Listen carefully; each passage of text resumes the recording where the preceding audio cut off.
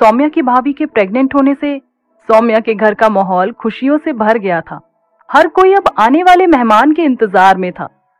सौम्या ने फोन करके जब अपनी माँ और पापा को ये खबर सुनाई तो वे दोनों भी बहुत खुश हुए। सौम्या की माँ बोली, अच्छा सौम्या, अपनी भाभी का ध्यान रखना, थोड़े दिनों में फिर मैं आ जाऊंगी। और पूनम को बोलना जितना हो सके अभी आराम ही करे और अपना मन भी अच्छा रखे। सौम्या बोली, हाँ मम्मी, आप चिंता मत करो, मैं ध्यान रख लूंगी। फिर भी जैसे ही पापा को टाइम मिले आप यहाँ आ जाना, क्योंकि मैं कॉलेज जाऊंगी तो भाभी अकेली रहेंगी ना। सौम्या की माँ ने कहा, हाँ मैं कोशिश करूंगी कि जल्दी से जल्दी आ जाऊं।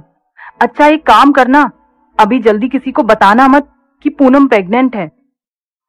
अपनी माँ की बात सुनकर सौम्या थोड़ी हैरान हुई और पूछने लगी, अरे ऐसा क्यों, ये तो खुशी की बात है, मेरा तो मन कर रहा है कि मिठाइयां बांटूं।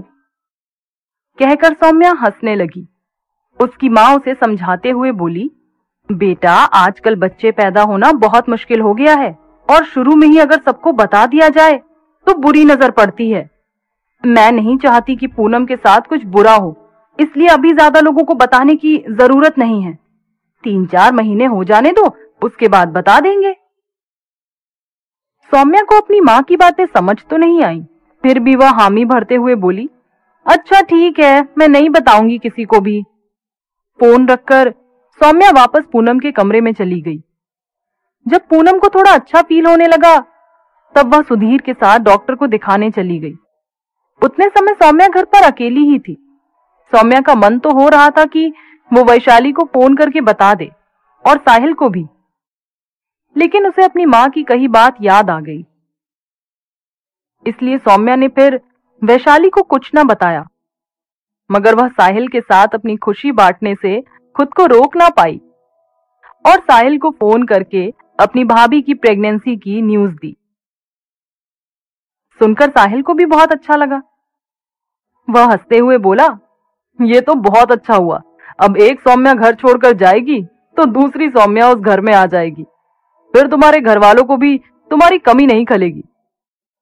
साहिल की बातें सुनकर सौम्या भी हंसने लगी और हंसते हुए बोली, अच्छा जी, तुम्हें कैसे पता कि सौम्या ही आएगी? अभी कुछ नहीं कह सकते। वैसे भी जो भी हो, मुझे तो छोटे बच्चे इतने पसंद है कि मैं बता ही नहीं सकती, फिर चाहे बेटा हो या बेटी, मुझे तो बस उनके साथ खेलने में बड़ा मजा आता है। सौम्या कहते हुए बिल्कुल बच्चों की तरह हंस रही थी। साहिल बोला, हाँ बच्चे तो पसंद होंगे ही तुम्हें, तुम खुद भी तो बच्ची जैसी ही हो। सौम्या बोली, इतनी भी बच्ची नहीं हूं, और वैसे भी बच्चे पसंद करना तो अच्छी बात है, क्योंकि बच्चों से ज्यादा प्यारा इस दुनिया में कुछ भी नहीं होता। और फिर हंसते हुए बोली, बच्चे मन के सच्चे। साहिल बोला, इसलिए तो बोल रहा हूं कि तुम भी बच्ची हो, क्योंकि तुम्हारा दिल भी एकदम साफ है, बिल्कुल छोटे बच्चों की तरह। सौम्या साहिल से बातें कर रही थी, तभी वैशाली उसको कॉलेज के लिए बुलाने आ गई। सौम्या को कॉलेज के लिए तैयार ना देखकर वैशाली आश्चर्य से पूछने लगी, अरे तू अभी तक तैयार नहीं हुई कॉलेज के लिए? लेट हो जाएंगे, चल जल्दी। सौम्या बोली, अरे यार नहीं, मैं नहीं जाऊंगी आज। वैशाली ये सुनकर हैरान हो गई, क्योंकि ऐसा कभी हुआ ही नहीं था कि वैशाली सौम्या को बुलाने आए और सौम्या मना कर दे। अगर सौम्या को कभी कॉलेज नहीं जाना हो तो वह पहले ही फोन करके वैशाली को बता देती थी, पर आज वैशाली को सौम्या ने ऐसा कुछ भी नहीं कहा था। और जब अचानक से कॉलेज जाने के लिए मना कर रही थी, वैशाली को थोड़ा अजीब लगा। वह कहने लगी, तूने मुझे कॉल करके भी नहीं बताया, और अब जब मैं यहाँ आ गई हूँ बुलाने तो कॉलेज चलने के लिए मना कर रही है, वैसे जा क्यों नहीं रही?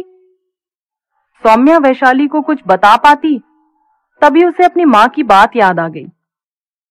तो सौम्या ने कुछ कहा नहीं और बस चुपचाप खड़ी रही। फिर वैशाली बोली, अरे कुछ बोलेगी या ऐसे ही खड़ी रहेगी? बता तो, चल क्यों नहीं रही है?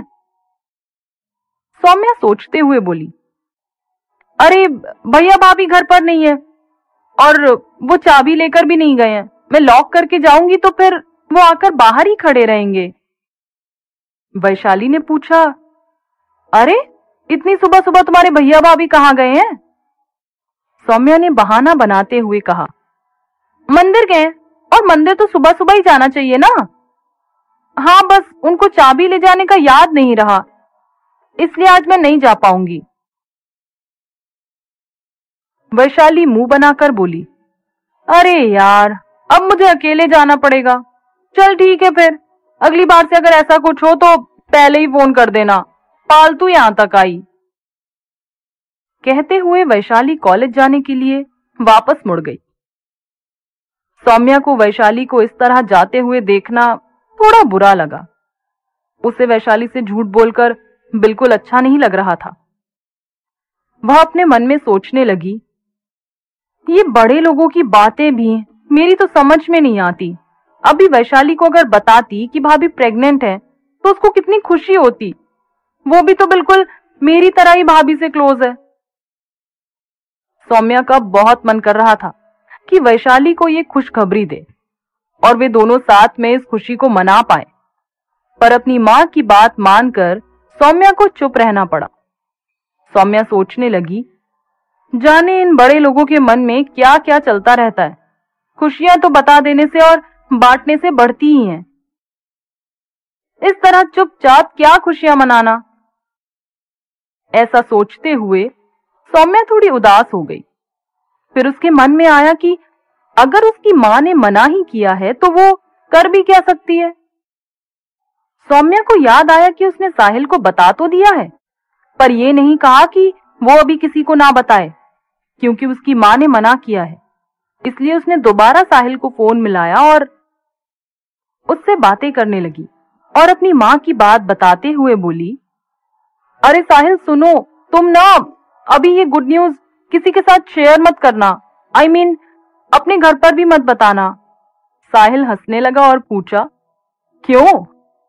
तो सौम्या थोड़ा झिझकते हुए बोली, अरे अभी मम्मी ने मना किया है। वो कह रही थी कि इतनी जल्दी नहीं बताना चाहिए, जब थोड़ा टाइम हो जाएगा तब वह खुद ही सबको बता देंगी। साहिल बोला, अच्छी बात है, मैं तो वैसे भी किसी को नहीं बताता। क्या साहिल और सौम्या इस गुड न्यूज को छुपा के रख पाएंगे? और वैशाली को जब ये पता चलेगा कि सौम्या ने उससे झूठ बोला तो उसका क्या रिएक्शन होगा? जानने के लिए